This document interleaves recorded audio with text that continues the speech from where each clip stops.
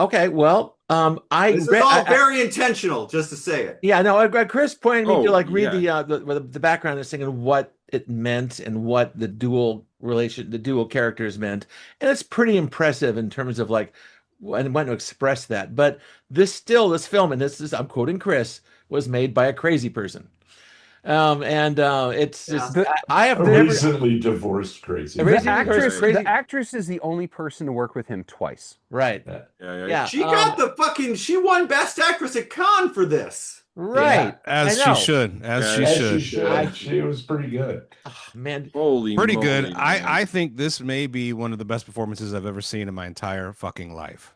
I'm not really? not hyperbole. I Uh, think I I think think she's on you're- another level from almost everybody else in the world. I think she was just chewing scenery. I never seen I anything think like that before. I It was think like high school. I think you think that because all the other performances surrounding her are trash. Yeah. It's like Sam Neill lost a bet or something. I swear to God, Sam Neill, it looks like he's in the wrong movie, and he probably is he in the does. wrong movie. Oh no, I thought he brought it. I liked No. Sam Neill in this. Well, I think And I everyone gotta brought it. I say- think everyone brought it. What's So- the deal with Sam Neill? I mean, I know he plays normal people, but he did this. Not He did in the Mouth of Madness, and he did what's the spaceship one where he loses his fucking mind? Event Horizon. Event Horizon. Is it like this guy goes crazy? Oh well, let's get Sam Neill. But then he also does Jurassic Park, so I don't know. Or The Hunt for Red October. Hunt He for was Red the sweetest guy October, in the My whole movie. brilliant career. I mean, Yeah. it's I not the use- only thing he does, but he does do it a lot. I had a It's 'cause vision he's of Australian. Spielberg's. He's New Zealander. Spielberg Same thing. saw this and or was forced to watch it, and he said, "That's our guy. That's our doctor. What's his name?" Yeah, probably. Apparently, I think he got cast because he had blue eyes. Yeah. right. So apparently, Striking, yeah. Well, the director's perspective is that these two performances, there is no delineation between their inside and their outside voices. So when you see a scene like this fucking crazy ass shit, which apparently Massive Attack turned around and reused for a music video. Oh, no doubt. yeah. Yeah. And they only did 2 takes because she couldn't do it more And than they used the Yeah, first that take. was up all They used the yeah. first one. Literally, Had to go to like trailer after that her one. inside. This is this external manifestation of what is happening to her internal, and the whole movie is a allegory about the divorce that he's going through. The fucking tentacle thing is a representation of the divorce.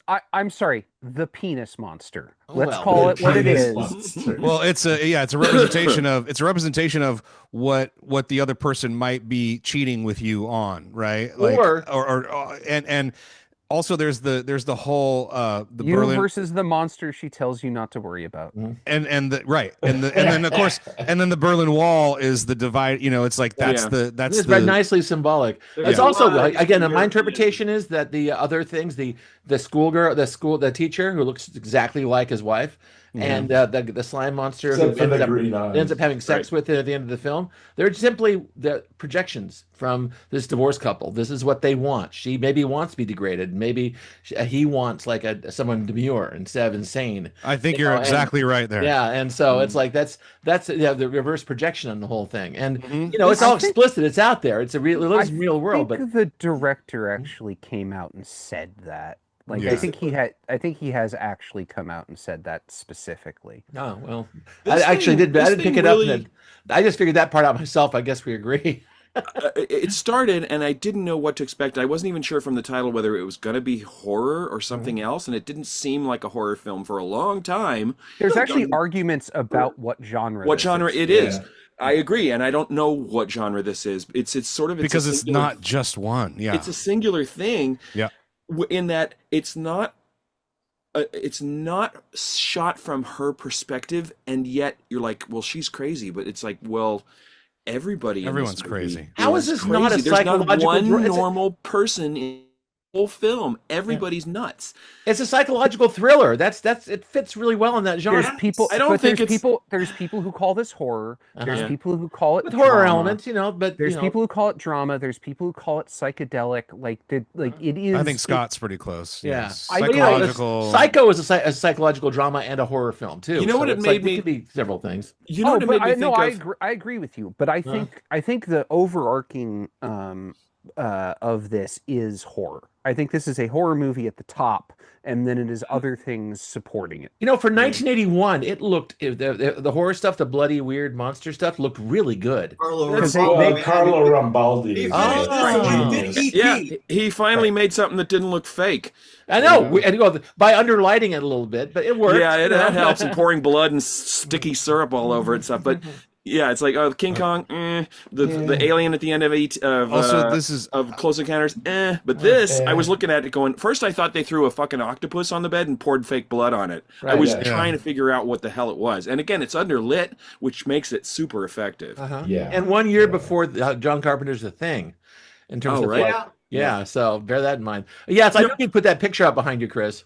this in terms of the one aspect that I absolutely just German tentacle porn. adore about this film is the cinematography and the color palette. No, Yeah. it's Like Yeah. this color grade is so beautiful, but in a unsettling way, which I know it's all intentional, but this is all blue and white and gray and lots of natural light, and it's just it's sumptuous to look at. But it's also Jared, it's also spare. It's like real, just Yeah. again, Yeah. Minimalist. Jared, I was going to bring up the scene, my favorite scene, with my favorite character Heinrich, when he comes to the door.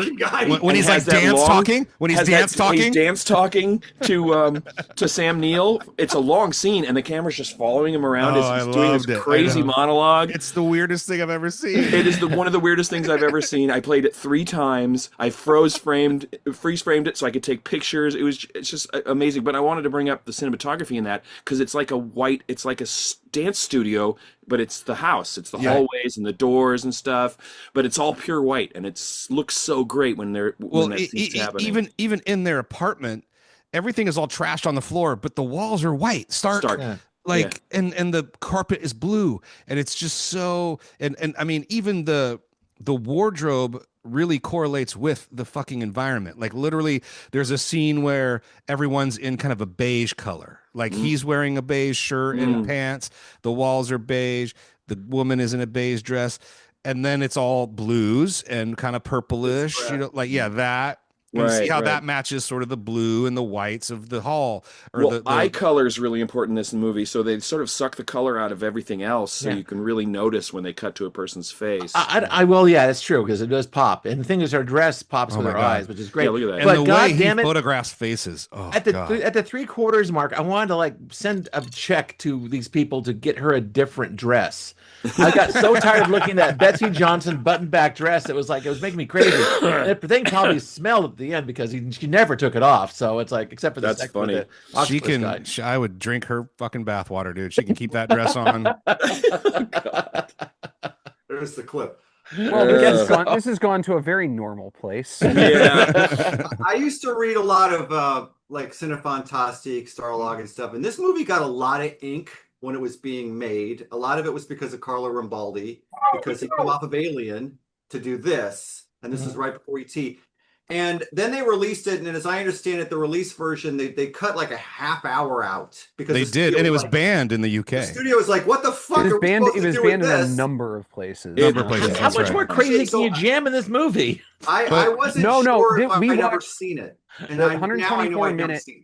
The 124 minute is the uncut version. Yeah, that's Okay, the one all I right, watched. got They it. cut it down to 90 minutes Okay. for I mean, a lot of international and, release. and apparently was even more disorienting than the version we just watched, which kind of kicks you right into, I don't understand what the fuck is happening. Like, I feel like this came in the middle of this movie.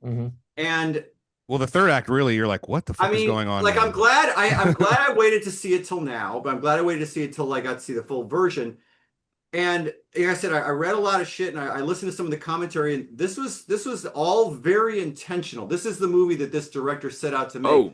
I can't fault him for swinging for the. I mean, it's like, I don't know if it's successful. I just know this was one of the most entertaining train wrecks I've seen in a really long time. That's a good way of putting it. Yeah. I don't know if it's a train wreck or not. I was definitely not on board when it started, and like I said, trying to figure out what genre is this, what is going on, why is everybody acting so weird. Why is everyone shouting? Everybody's turned up to 11. I surrendered to it. You know what it's like? It's like This isn't 11. This is 46. You're looking at Berlin, and it seems like objective reality, but because everybody in this movie is so bizarre and the things that happen are so bizarre. Excuse me. You know what movie I thought of? I thought of Aronofsky's movie Mother, where it's just like at some point this is not objective reality. It's not about a couple breaking up. It's not about a woman who's mentally disturbed. The movie's mentally disturbed. The movie is mentally disturbed. This movie I kept finding myself thinking of Wings of Desire, actually, because of the stuff that takes place between the wall and those little. I actually saw one of them in Berlin, the little platforms that they built all around the city so you could look over the wall. Oh, okay. Guards. There's scenes in this movie where they're looking at the guards and the guards are looking at them. Yeah. And That's all. That isn't fake. They just like get the camera. No, they just pointed the camera toward the wall. Pointed the camera at them. I know. Oddly, I was reminded of Repo the Genetic Opera because everyone in that film is insane too.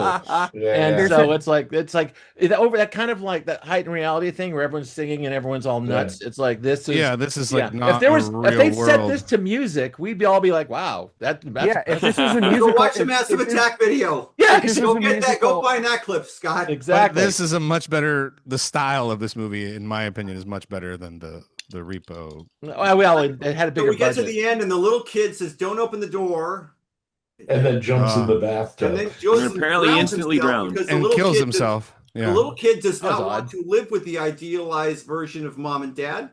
Yeah, I thought the little kid was actually dead at the beginning of the movie, and this was his version of Sunset Boulevard. Could be completely imaginary. It was all narrated by the kid. Me floating in the bathtub. The kid's all, that's me. You want to know how I got here? The sound effects at the end when it's going to her face and she has the green eyes and Sam Neill's not got the green eyes, and the sound effects over the soundtrack is all like explosions, like the world is coming to an end. Yeah. And it's like they also they sanded his face for that scene at the end. Because at first I was like, "Is that?" Well, I think Sam it's because Neill? I think I you're know I supposed was to doing be the same thing, Jim. I assume that's like the police and the military coming to fucking take out whatever this thing is. Oh yeah. Or it's simply that. But also, I think he's saying. But I think he's saying the filmmaker is saying there's no such thing as an idealized version of anyone. That would be the evil version. The fucked up. It would be monstrous, right? The fucked up people, even though they're fucked up, that we lived with for this whole film, they are for better or worse, they are the real ones. They are the good ones, right? And if you try to make a perfect version, like John was saying, or Scott, like. He wanted a more version, he wanted a more demure version of his wife. She wanted a more exciting or whatever. She craved degradation as far as I could tell. Yeah, and I don't think it's degradation. Oh, you don't think so? No, but it's like. But I think at the end, the kid is the only one that knows. No, these are the bad versions. I don't want. Right. Even though the other parents were off. I mean, she left the kid for like 3 weeks or 2 weeks or whatever. Like. It's crazy, but which was the thing that actually happened to the director. He got home and his kid's face was covered with jam, and I think it was sort of the inspiration for this whole story. Because he was in the middle of that divorce. That's just you're just describing the Stepford Wives. Yeah, pretty much. Also, rolling back to the idea about all the sound effects in the film, I think I interpret it as like you live in West Germany, in West Berlin, you're anxious all the time because that fucking wall's there. And it's easy to kind of I thought to kind of hypothesize they're coming over. They're coming through the Brandenburg Gate and they're fucking shooting everybody. You're living in the you're surrounded on all sides by communists. There was probably definitely to liquidate West Germany. That's that. The director was on record as saying basically, if you do not basically live in occupied Europe, like you're not going to get this movie. Yeah, see, that's part of it. That anxiety about that wall is a big part of this film. And also, how amazing was Anna's apartment, man? It was like I wanted to remodel that fucking thing. It was gorgeous. And that building's still there. I looked at it on Google just. What are those 12-foot ceilings, 14-foot ceilings? Well, it's all pre-war, right? This was the thing that really amazed me about this movie because I went to Berlin in '85. And we stayed in Kreuzberg, which was a shitty neighborhood, and now it's like the prime real estate. for everybody. But you'd see these older buildings with, yes, 12-foot ceilings. Is and that where this stuff. is? Is this Kreutzberg? I can't. This is Kreuzberg, because that was well, back also then it where was the like a cheap. wall It was cheap real estate because it was Right. next to the fucking Yeah. wall. Yeah, nobody wanted to live there. But They didn't That's go- gonna yeah. be that's gonna be cold as shit in the winter. Oh Oh, my yeah. God. There's yeah. there's so many like weird cool things in this movie. Like one, when he calls up Heinrich and finally tells him the address of her apartment, yeah. and it's like cut to Heinrich pimped out on his motorcycle, like like it's like that scene in The Captain when he's having that fucking hooker party with the champagne, like Yeah. It's it's like comic relief in this movie. he really is. He That's really the minute I was, thought yeah. that, Chris. I was like, oh, dude, he does a circle on his bike first and then parks, Yeah. and I'm like, Heinrich is hilarious, dude. This I'm dude hilarious. is Favorite just character. like, yeah, he's. I bet just you. like, I bet you I'm he's going- the owner. I bet you he's the director's voice in the film. Oh, Yeah. it's Betcha. hilarious. Uh, Did anyone Maybe a notice little this bit, though? yeah. I have a question. When the detective the first time is following her in the most not nonchalant way you've ever seen anyone follow anybody. Obvious way possible. Yeah, like I'm surprised he made it to the apartment. Honestly. yeah. right? Well, But did his it- lover says it. He says, yeah, he's probably shacked up with a couple of whores. Yeah. But did anyone notice? Okay, when she gets to her apartment, she goes up the steps. She goes in the building. He's kind Yeah. of outside the building. Yeah. Yes. He kicks something. Right. Yeah. Did you And guys it see nearly what that goes was? over the wall. I have to slow No. down. What was it? I didn't notice it. I think it's a head. Oh wow. I think it's a human head. Uh-huh. That makes 'Cause I- sense. I Well, rewound. yeah. I rewound it, dude, and it looks this like movie, a it makes human fucking head. You know, No. I'll buy. that For this film, I'll buy it, man. And well, but part of me was like, well, first of all, she does have body parts everywhere spilling Right, out of yeah. her. But Exactly. secondly, but Her hobby might I add. but if you saw a human head on the ground and you just why would you just kick it? But Jared, again, nobody's reactions to anything in this movie are what you Yeah. expect. Well, it No. makes sense. When Sam that- Neill sees that the body detective parts is- in the fridge, he's Yeah. like, instead of just going, "Oh my god," he's like, "Ah!" I He know. starts spinning around in circles and shit. and then he's kind of happy, like. Yeah. But yeah, I just was wondering if anyone else had to rewind it and be like, I think that is a fucking head because it's got like hair and shit. Someone Like, else have a dream. I gotta go roll it back now. Also, and see. I would love it if in the film they actually had a prop human head and he kicked it over the Berlin Wall in the East Berlin and what they thought of it. It's like, hey, like medieval days, It right? would have set off one of the moms. I know, probably get beaten to death or something like that. Exactly. You But guys- I saw that detective is actually a cross between the guy in The Big Lebowski, the detective. She's not my And- special lady. She's my special lady friend. yeah, Yeah, I'm not yeah. here to. I'm not here to. She's not my And- lady friend, man. Like, and T. Emmett Walsh in or M. Emmett Walsh, yeah, in Emmett Walsh. Yeah. Blood Simple. Blood Simple. Blood Simple. Interesting yeah. decision to make this in English too. I thought. Yeah, I was kind of It's his surprised. only English language film. Yeah. Has I would anybody assume- seen any of his other movies? No. I would assume it's the only language that everyone had in common. Everyone had it Yeah. common. Yeah, it made Well, sense, it's actually. it's like when he after he made this film, probably the Polish guys, the butterfly nets got him and dragged him back in. So. Yeah, I remember reading an No, he'd article already about. left. I remember reading an article not too many years ago about a reconstruction of the final film or a film he'd worked on earlier that didn't get finished. Hmm. Something Silver Sphere or something like that. Silver Phantasm? Globe. Oh my Well, God, that makes it all Yeah, makes right, sense yeah. now. Not Phantasm. this movie was like I saw Same I saw here. this movie for the first time last year. Yeah, that's what put the idea in my head. Well, and it was kind of on my list. I mean, I'm glad you chose it, but I can't believe, especially John. First of all, John, I can't believe you sat through it. And not only that, but you're talking about it. John's actually the biggest fan because- of this film here. I'm very perturbed about the whole scene about the dead dog named Louie under the porch, though. Yeah, I, that Oh, was yeah, not yeah, cool. yeah. I want to file a complaint. That cuts a little Yeah, close yeah. to home because we little actually too both close had to- dogs named Louie. But well, the funny thing, Chris, is I wanted to pick this, but I was like, no, it's gonna like freak John out, and like I can't. I feel like this is worse than movies I've picked, but yet I guess it's not. Somehow, I never know what I watched this for the majority of the running time with my jaw like, what the yeah. fuck is happening right now? No, But it's a then I great started movie. reading some I shit. mean, I'm like, It's a You think bizarre it's? if Did I you just take say the- it's a good movie, Jim? if I take the I said it's director a at his great word, movie. this is I like stand corrected. fucking, like literally an art film with a capital A. Yeah, yeah. Or And it's all capital T. allegory, and I mean, it's like I started to appreciate it more when I stopped trying to understand it as like a straight a linear narrative. It's definitely a European art film. Yeah, it's an avant-garde film. And honestly, Sam Neill and Isabella Adjani, for completely 100% committing to what must have been an insane direction on set. They both have said many times that this was the hardest thing they ever did. I can just imagine. Wait, you want me to do what? When Sam Neill had to slap her, he he refused to do it. That's right. And he got into a long argument with the director, and then she came out and said, we just have to do it and get it over with. And they had to do 3 takes, and he was so fucked up at the end of that, he went and sat in the hallway for 10 minutes sobbing. Oh, wow. Yeah, because he really slapping her. Yeah.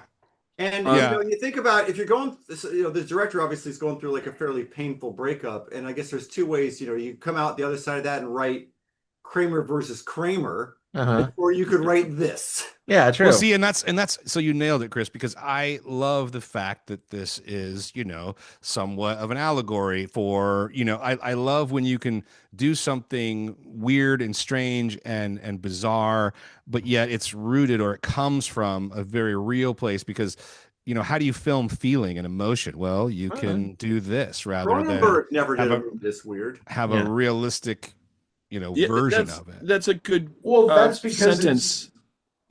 How do you film emotion? And that's kind of what this movie's trying to answer. Yes. Oh no, it answers it really well, all over the goddamn place, every goddamn second. It's like that scene where she was just wringing her hands for some reason. I swear to God, if she could have pulled her own head off and thrown it across the Berlin Wall, she probably would have. It is avant-garde. I tried really hard to kind of find out where she's coming from, and there was just this. She would just take a corner of the scenery and just chew it until it was all gone, and all that's left is the studs, man. Here's. Is that a criticism though? You think that is it? I think she was told to do that. Well, I know, but I also think being later on it doesn't mean it's a good idea. Well, no. Yeah, it's all subjective. But the reason why I praise her performance so much, and it just at least impressed me so much, is because I feel like there are a lot of actors, very, very good actors or actresses, who could have done this film and worked with him and gotten the same direction, and I wouldn't buy it as much as I buy her. I feel like there's something in her, Isabel, when I was watching that subway scene we talked about earlier. That's the scene. It just kept, she just kept going and going and going. And I was like, first of all, she's going to blow out her voice. I was concerned for her, the way she was screaming. She probably did for a while. 100% committed to the bit in that moment. And there's only 3 cuts in that whole scene. At that point, it was like I wasn't watching a narrative film. I was just watching performance art. I was just do this thing, and it made me think a little bit of, you guys know who Diamanda Galas is? She put out a record in the 80s called Litanies of Satan. Oh yeah, it's all screaming. It's really incredible. She's got incredible control of her voice, but it is all screaming. It's just her speaking in tongues, and it made me think of that. It went beyond. Yeah, it goes beyond. And that's why I think she can go beyond. I don't think a lot of people can do that. Remember the film Jacob's Ladder?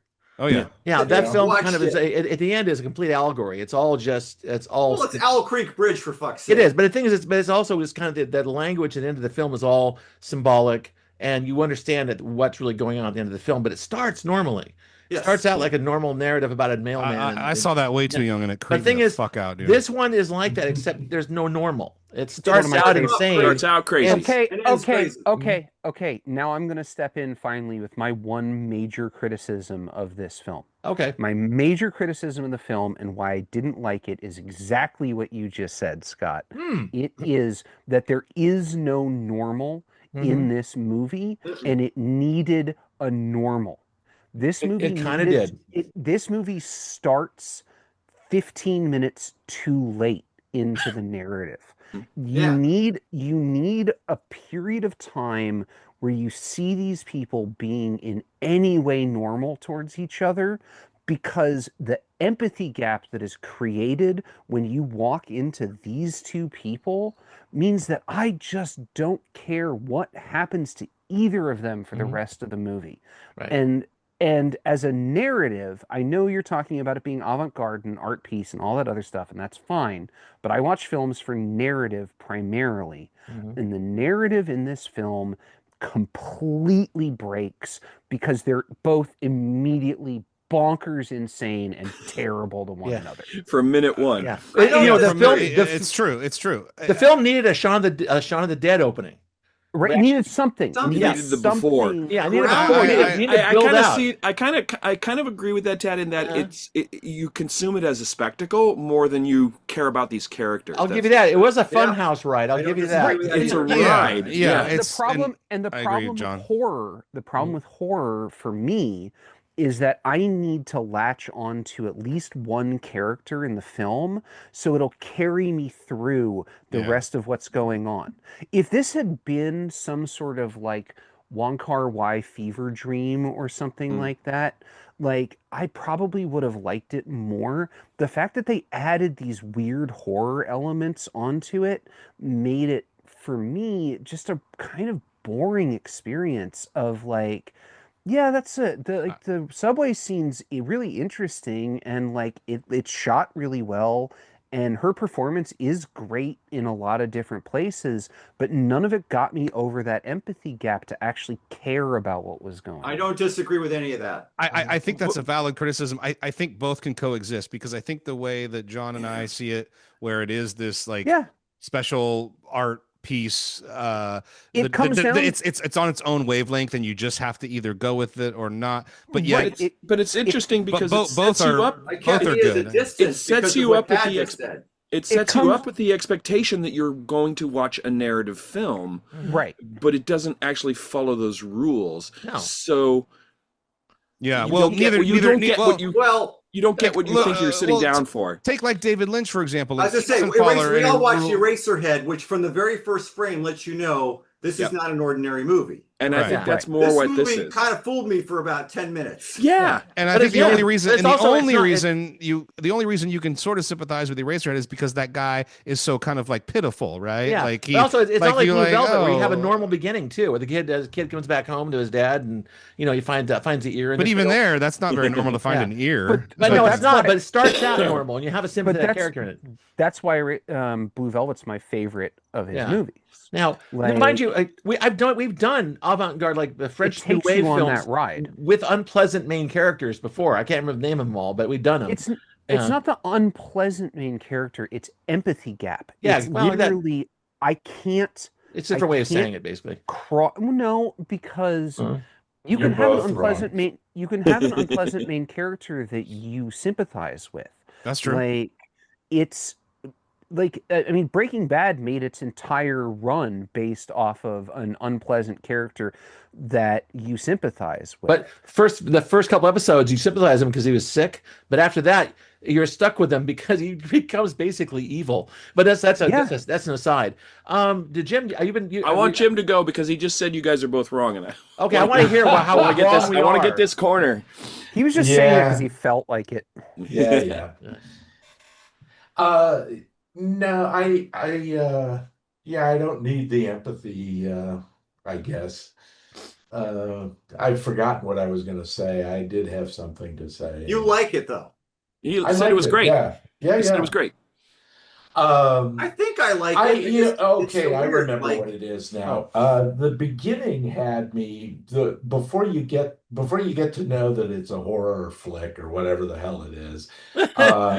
It reminded me a lot. My first wife had a psychotic break at one point, and I was the only caregiver at the time, and it was truly disorienting and frightening. And I found both of them to be very similar in tone, I guess.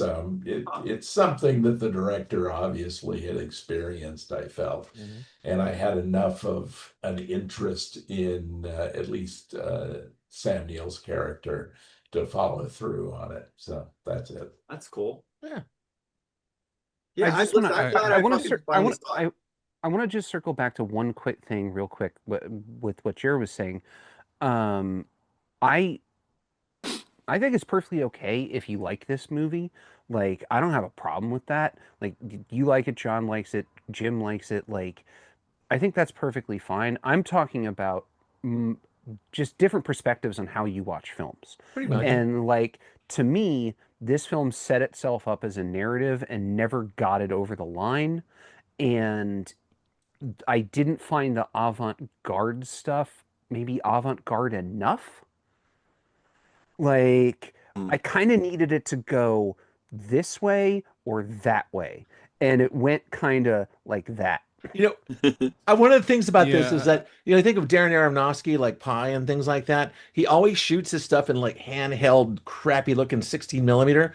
And that kind of, that is a carrier of meaning, which means that this is an avant-garde film. It may not be real. This one's beautiful 35 millimeter, tripod sets, gorgeous things, perfectly lit. It visually makes you think you're seeing a lucid narrative, objective reality. That's what I said. It looks like a movie. It looks like a movie. It's not. It's in color. It's in focus. And it is not a movie in that respect. All right, but okay. No, it's a lot to take. It's a lot to take, but it's a singular piece. I mean, it's a singular voice. Oh, that's a word. It's a word. No, with a vision. Oh, no, I argue it's a work of art. If it's a work of art I like, I don't know. Yeah. Maybe I'm just looking for more objective reality since we're living through an avant-garde art film right now. Right. Oh, Jesus Christ. Right. You're absolutely right. This might be the clip. Bizarro world. All right. Okay. Thumbs. It's more Let's do it. pixel vision. I mean, I guess I admire it. Two thumbs up. I went from I admire it a great deal. After the discussion, I'm here. This is going to be. You guys brought up fantastic points about this. This will be on my top 5 of the end of the year.